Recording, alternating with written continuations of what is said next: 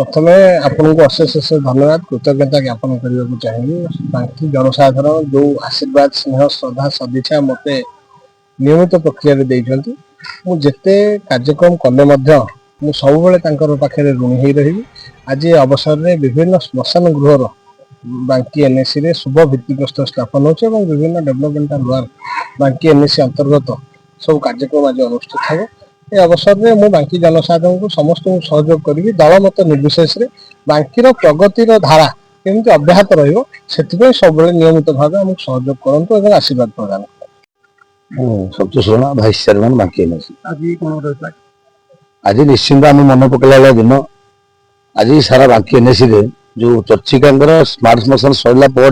अन्य अंचल लोक मान दाबी था शवदाह गृह निहार आवश्यकता ताको आम विचार कर चिंता करी काउंसिल हॉल रे पास करदेलु सरकार निवेदन करदेलु से आज तार भित्तिप्रस्तर स्थापन है जमी बांकी एनएसी विज्ञापित अंचल मशाणी गुड़िक अति सुंदर हम सरस हम से यत्नवान अच्छु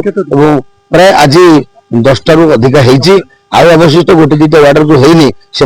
समय हम और सरला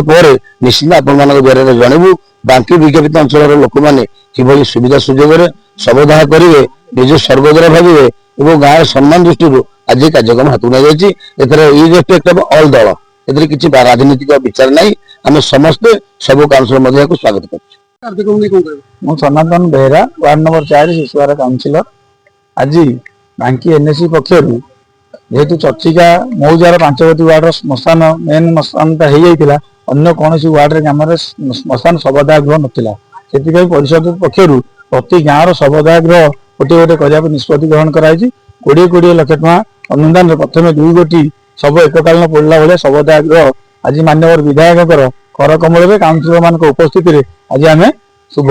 देलु टेंडर कार्य सरी खूब शीघ्र कार्य आरंभ कर 4 मास समय भितर यह संपूर्ण कर जनसाधारण उद्देश्य कार्य लगे।